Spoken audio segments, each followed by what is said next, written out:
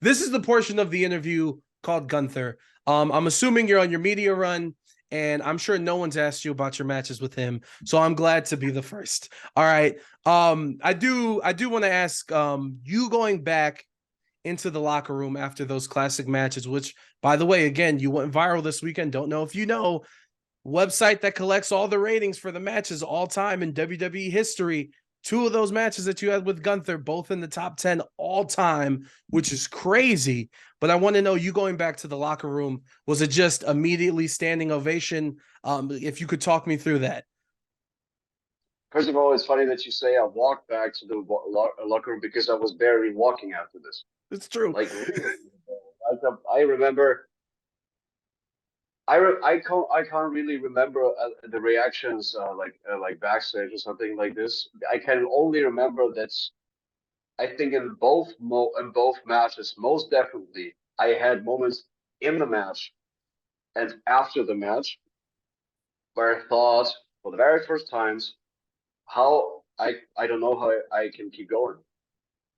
Like this person, Gunther, is so is so much pushing you to another level that you can't even describe it in words. And me as a person, like he is most definitely like the absolute final boss. If you just look at him, he has this aura. And I'm one of a dying breed. I'm a very good underdog because it doesn't matter how much you stomp, slam, strike me, whatever. You're not gonna keep me down. There's no way you can do this until I really collapse in the middle of this ring and bring this both things together. Well, it is the most exhausting, hard performance that you can possibly deliver because both parties they just feel it. They just feel it. The person taking down the underdog, like squeezing everything out of him, just like squeezing, like just those chops, how loud they were, and like there are certain sequences that still going are going viral on social media. As they Just with should. some, with just some chops that were so loud, that were so loud. With this feeling like getting this, it's like it just takes the entire oxygen out of your body. But this is like a roller coaster ride. Like people just were feeling it from beginning until the end of those matches. And just to describe how much this taught me and made me the version I am today, I can't find words for this. So, and I think you answered my next question. I think you answered it in your response. Like, what you learned about yourself as a performer during that match was a new level of what your limit is. Is that safe to say?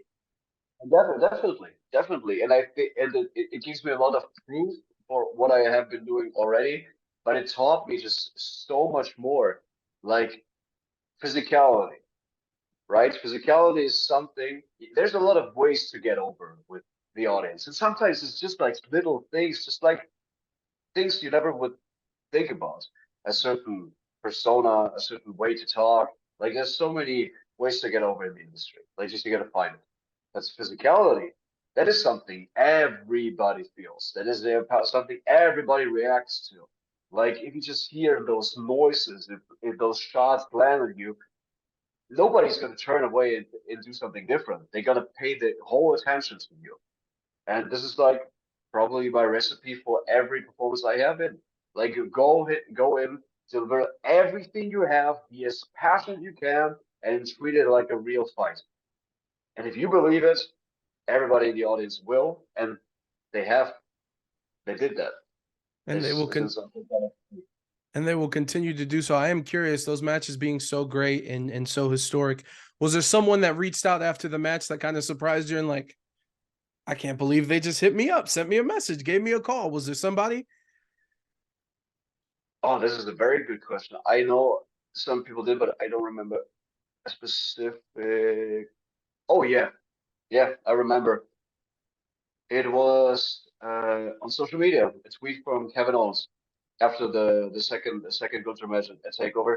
Uh, and hey, sometimes you just exactly get those reactions that you want to get out of the performers. And I think he wrote, if there's one person who really deserved to hold the championship, that is, and that was my name. Because especially in a championship fight, if you fight that hard that people really think at the end you deserve something. Like this is a very hard word. Like you didn't accomplish it, you deserved it.